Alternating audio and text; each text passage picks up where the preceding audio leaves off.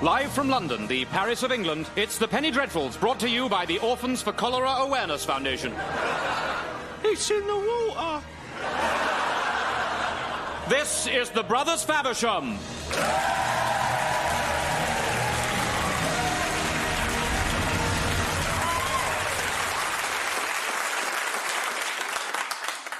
It is no secret that historians rarely agree on anything. If they did, we would only have one book on Hitler rather than about 1 billion. But the one thing they come close to agreeing on is that one cannot speak of the Victorian era without mentioning the Faversham family.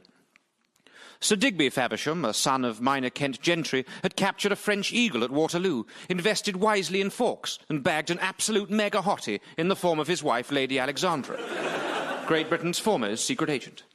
Tonight's programme concerns Digby and Lady Alexandra's sixth son, Maximillian Mortimer Caramac Faversham, Victorian Britain's greatest horror writer. His was a difficult birth. In the winter of 1846, his heavily pregnant mother, engaged in one of her regular missions on behalf of the Crown, was captured by the evil Count Vladimir Traevsky. Baby Max was born in a Siberian jail, and it was to have a lasting effect upon him, as Father Digby would discover as he rushed to be by his recovering wife's side in the British consulate in Murmansk on the very night of her rescue. Minister, is she all right? She'll live, Sir Digby. The doctors are seeing her now, but she's been through a lot. It seems Count Traevsky treated her very brutally. Brutally? Dead legs, Chinese burns. You name it. He's had her locked away in the dark ever since we lost contact 7 months ago. Her eyes are only now readjusting to the light. I want to see her. Of course. We've had the windows blocked up to minimize her discomfort, so mind you don't walk into anything. Health and safety are having kittens. And my son? Don't think he's had any kittens, No. How is he? You must consider... Were there any complications, Minister? Your son is alive, Sir Digby. That's all that matters. You may go in now. Digby, is that you? Yes, I'm here, dear. Darling, I'd like you to meet your son. Oh, dear God. No, Digby, that's my hot water bottle.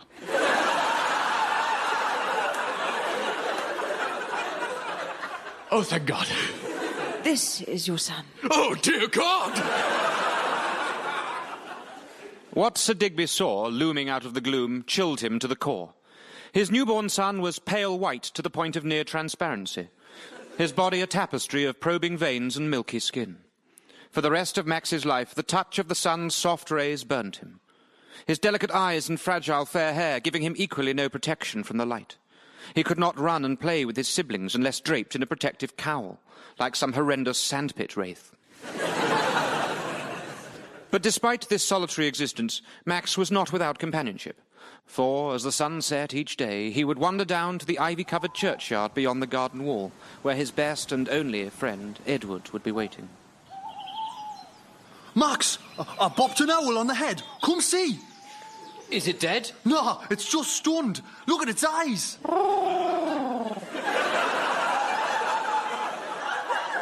They've been nesting in the belfry. Dad says they're a right pest. Dad wants us to get rid of them all. Us? You mean both of us? Aye, isn't it awesome? I love chores, me. Come on, let's find you another net. Oh, and half a brick. Edward was the son of the Reverend Peter Barrowman, whose parish lay just beyond the Favershams' estate. Max loved spending time with the brave and simple boy, who took such great pleasure in the outdoors, and, in his turn, Edward loved the fantastical stories that sprang so readily to Max's mind in their games of make-believe. Quickly, Captain Edward, we must excavate quicker. The evil mole men are right on our tails. You're right, Professor Max. All power to the forward drills. How far down are we now? About 6 feet. Farther. We must go farther. Well, no, we should probably stop, actually. Dad hates it when the graves are deeper than this. We've only got a short rope for lowering them in, you see. Oh, all right. Edward, Dad says he'll be out in a bit to see how you're getting on. Hello, Max. Hello, Ivy. I like your grave.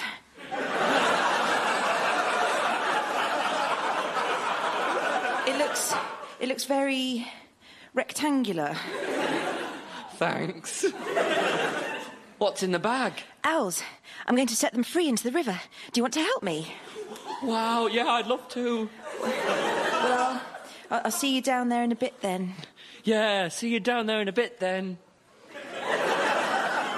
Oh, my God, I can't believe it! What? You fancy me sister? No, I don't. Yes, you do. You want to hold her hand and kiss her on the face.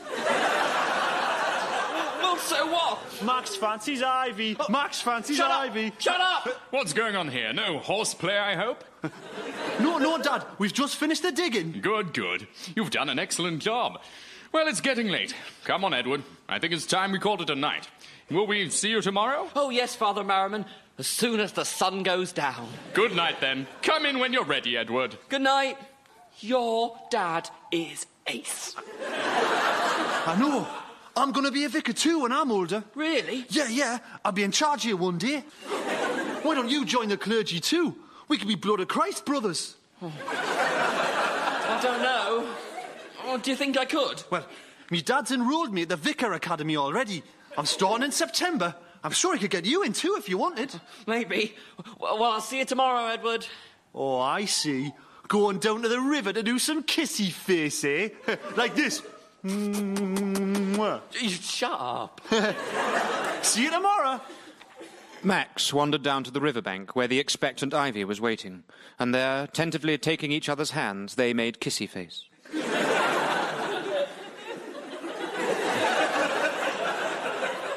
Max wandered home full of the joys and immediately inquired with his parents about enrolling in reverend school, believing it would impress Ivy, what with all the men in her life thus far being vicars. In early September, the day before he and Edward were due to start their new school, the boys were taken to London to get their school supplies. Cassocks, cauldrons, magic wands, that sort of thing.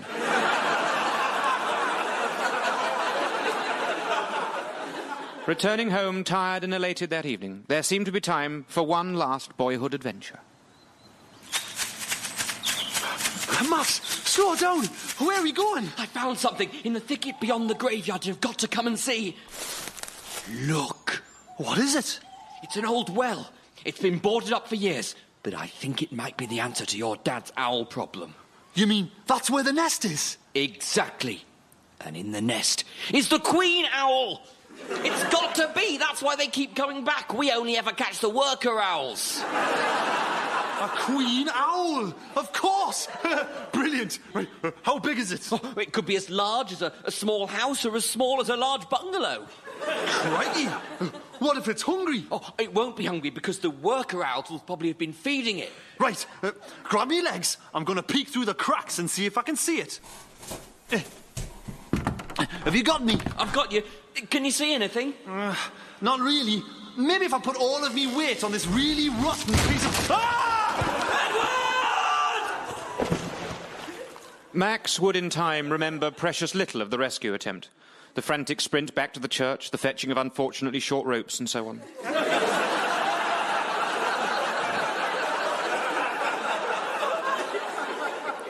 But it was, tragically, all to no avail. Edward's funeral was held the following weekend, at which Max sat bewildered and bereft, unable to meet the gaze of all those pitying faces. Ivy had sought to assuage his sense of guilt. It's not your fault, Max. Nobody blames you. It was an accident. But in his state, Max could only hear recrimination. It is your fault, Max. Everyone blames you. Your mum says you were an accident.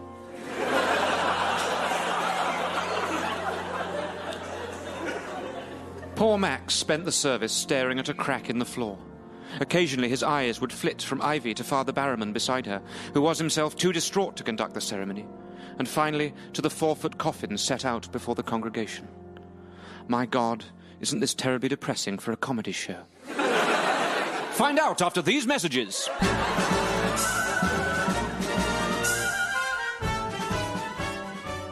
Do you like cheese? Do you like eating cheese before bed but are plagued by those pesky nightmares? Then why not try Potts's caffeinated cheese? Now you can eat cheese all night long without falling asleep ever again. Just listen to this, happy customer. Kill me! Potts's caffeinated cheese. You know it makes sense. Max never found the words to speak to Ivy, and so it came as a relief to move away from home and all its painful memories, and into the cold embrace of St. Benifer's boarding school for vicars. But the pain sat heavy upon him, and the stress exacerbated his intolerance to sunlight. His fellow students found him distant and sombre, and Max struggled to make new friends in the boisterous environment of a Vicar Academy Freshers' Week. A fairly standard gap year, actually. I worked in a shop on the high street, then 6 months in Thailand branding heretics. How about you? Max, isn't it? I can't really go in the sun, so I stayed here in England, in a cellar. Oh, my God. Lady Day! No, guys, no! You know the rules, mates. What am I like? Chug, chug, chug, chug, chug. New clergy warrior. Hey! I've seen you about campus. You're always working alone.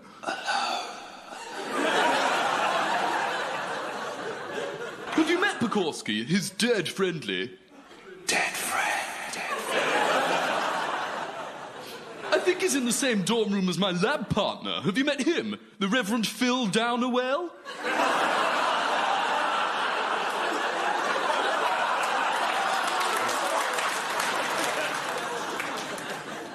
Fell down a well.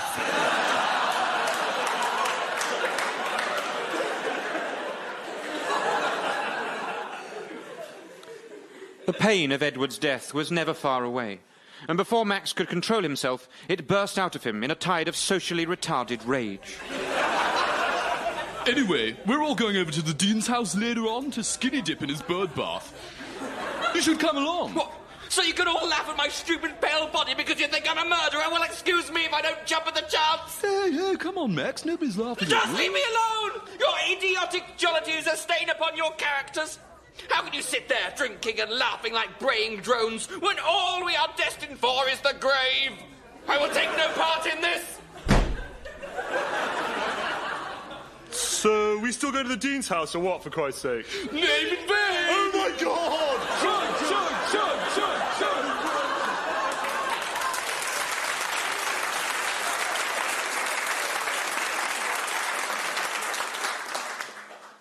Max fled to his room, tears of anger and anguish trickling side by side down his cheeks, where he grabbed the nearest book to hand and started scrawling dark, angry words in the margin. Scribbling furiously for hours, Max finally collapsed, spent and alone.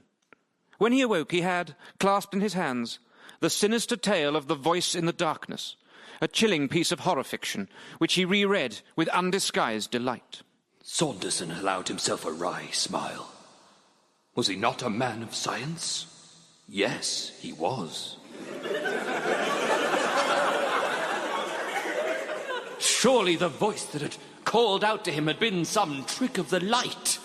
And suddenly it cried out to him once more, Alan, it's me, your father. You look great. Have you been working out? It was not only inappropriate, but terrifying! When he had finished, he took out a pen and began to write anew. He scrawled furiously every night after lights out, with only the pale glow of the moon for illumination. Every tale sinister, twisted and frightful. But he never shared his creations, choosing rather to spirit them away from prying eyes. That was until one morning Max was paid a visit by the Archbishop. Good morning, Max. Archbishop! I've found something that belongs to you, Max. Between you and me, it's not something I'd leave lying about. I promise you, Your Grace, it's the cat that brings them in. I meant this. My Bible. Where did you find it? Well, my child, you left it in the refectory. Well, thank you for bringing it back, Your Grace. It was slightly more than the least I could do.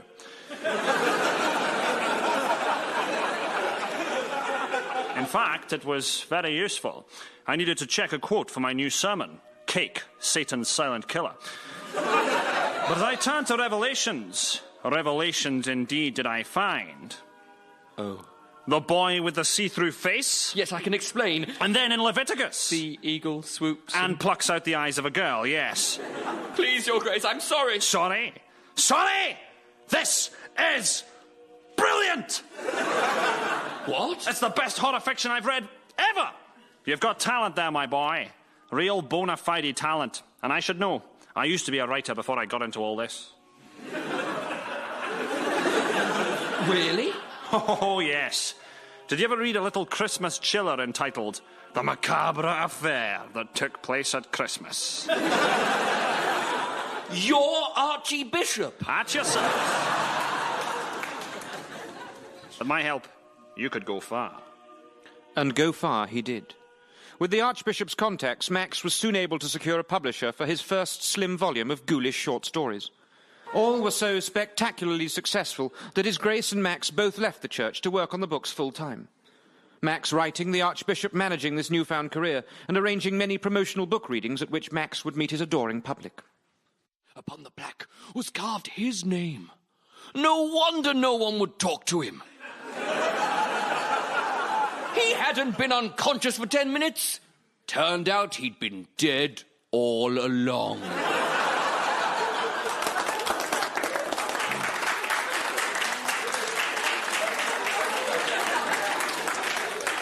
Thank you, Max, for reading us that passage from your latest novel, The House That Was a Scary House. I think we can all agree it sounds truly terrifying. Oh, yes. I was dead all along. I didn't see that coming. Max Faversham will now take a few questions. Yes, you there with a cape holding a silver goblet. No, not... Yep, that one, you. Greetings. Celestial felicitations. My question is this. Do you believe in the existence of ghosts, and have you experienced them personally? I have indeed. I hold dark compacts with them most evenings. Steady on, Max. It's all right, I know what I'm doing. I am well known to the nether spirits, and shall be chronicling my adventures in my next volume of Forbidden Lore. Max Faversham, Demon Puncher. Seriously, it was dead all along. I'm still reeling from that one.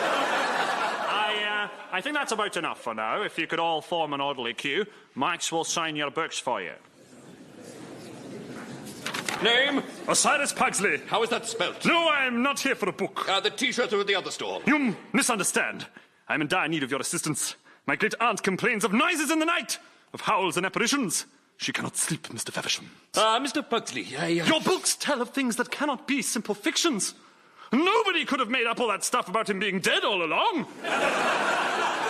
If you have any power over these dark forces, then you must help me. How? With an exorcism! An exorcism? Help him, Master. I'll do it. Max, I'm not sure this is a good idea. Look, I've got it under control. Max swept from the building with fans in tow, flocking like angsty suckling lambs to the gloom teat.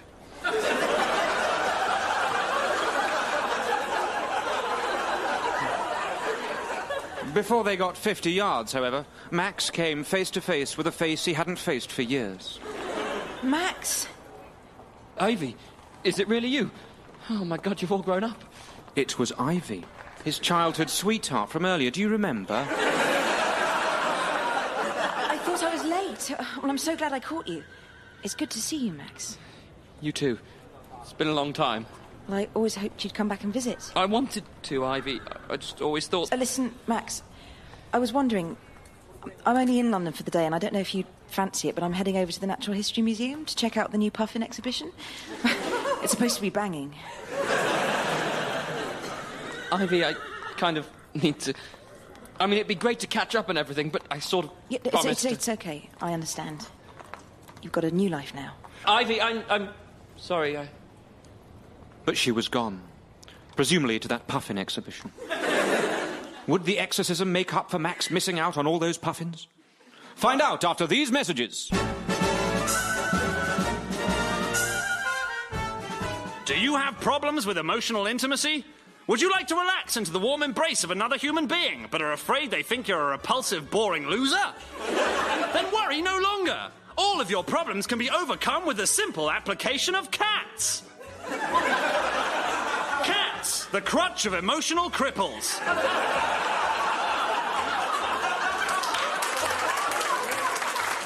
Sound too good to be true? Just listen to this pathetic customer. I couldn't be happy with My new cat? He's not interested in me at all. Just like a man. But he always lets me buy him dinner. Good grief! I wouldn't touch her with yours! But this hairy little munchkin might. Cats, the unfriendly dog. I don't need to go outside. I've got a cat. Cats are non-refundable. We accept no responsibility if cat doesn't like you. I've got a cat. Arriving at Pugsley's house, Max was struck by his own rashness. What had he got himself into? With an army of fans outside and Pugsley's shining face before him, his only hope was to, just sort of bluff it. Is everything all right, Mr. Faversham? Yes, I'm just saying a preparatory prayer. Oh, God. Amen. Auntie Beryl, I've brought the exorcist. Righto, I'll strip to the waist. No, that won't be necessary, thank you. But I'll need a cross, some hot water and fresh towels. Right you are, Reverend.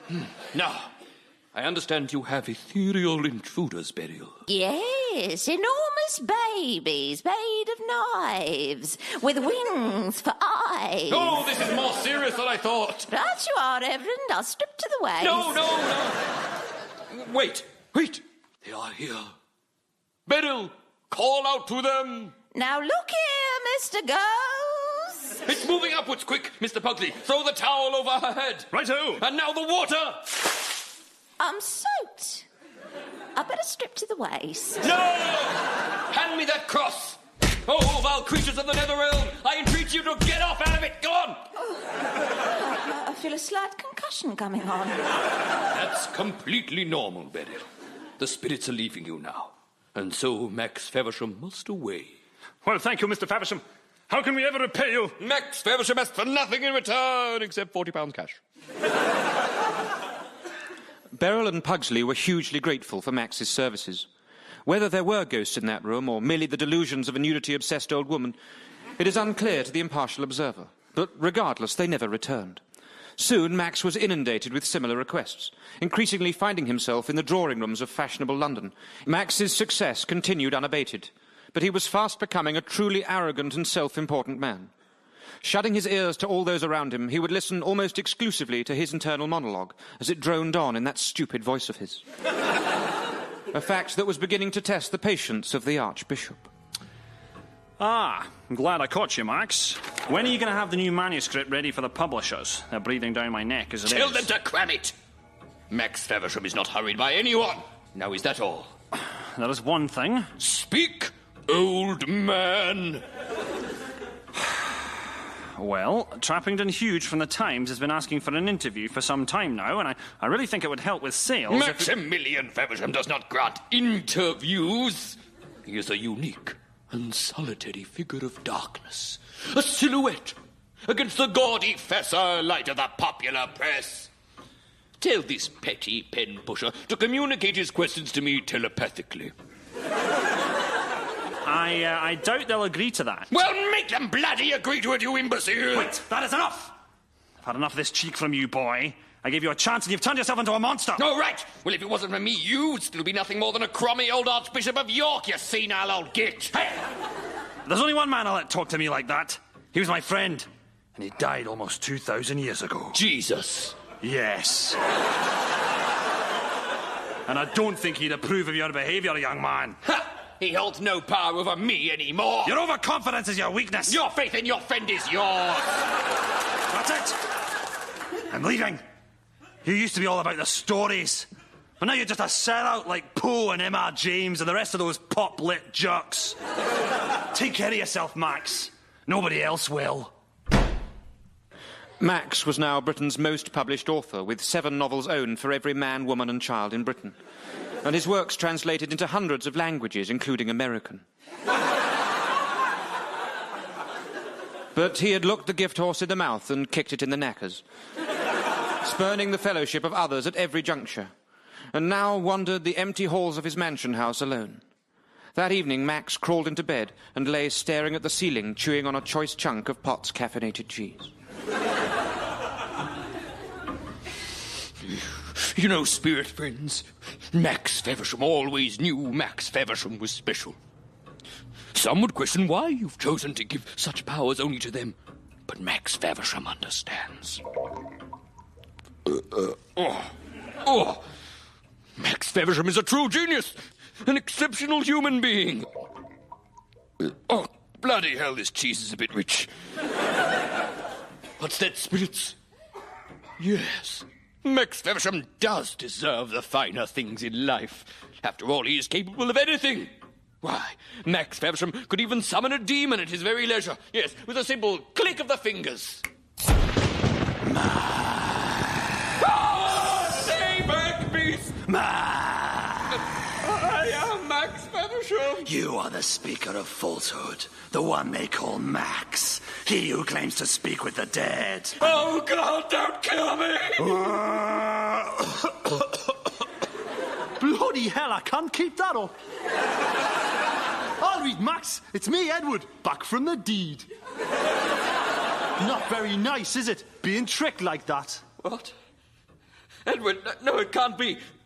Max Faversham commands you to return to the pit from whence you came. Ah, give it a rest, man. You sound like a knob. I've come to tell you something. Something you should have been told a long while back. Oh? I shouldn't have been playing around on that crumbling and oh-so treacherous well in the first place. It was never your fault, mate. It wasn't? No. Owls have to be stopped. It's as simple as that. We've all got sacrifices to make in life, and I think one death is a small price to pay to avoid a world run by owls. Anyway, we all make our own decisions. I decided I should climb on that rotten piece of wood, not you. Oh. Now, who's up for a spectral journey through why your life is so obviously shit?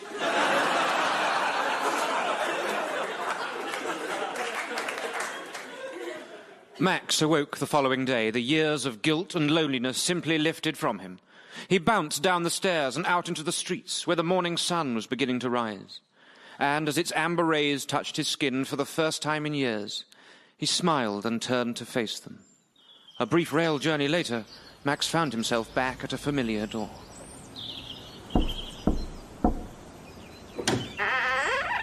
Max! Hello, Ivy. Any chance of a cup of tea? Of course. Come in. Oh, and do you have any after sun?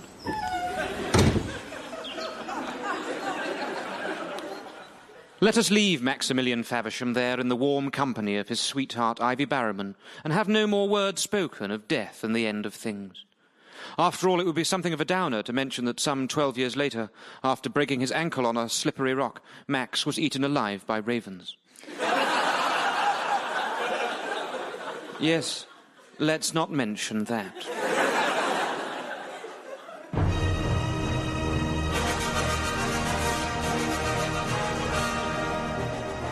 More Brothers Faversham was written and performed by Humphrey, David Reed and Tom Tuck. It also starred me, Ingrid Oliver, and the narrator was Miles Jupp. The script editor was Richard Turner and the producer was Julia Mackenzie.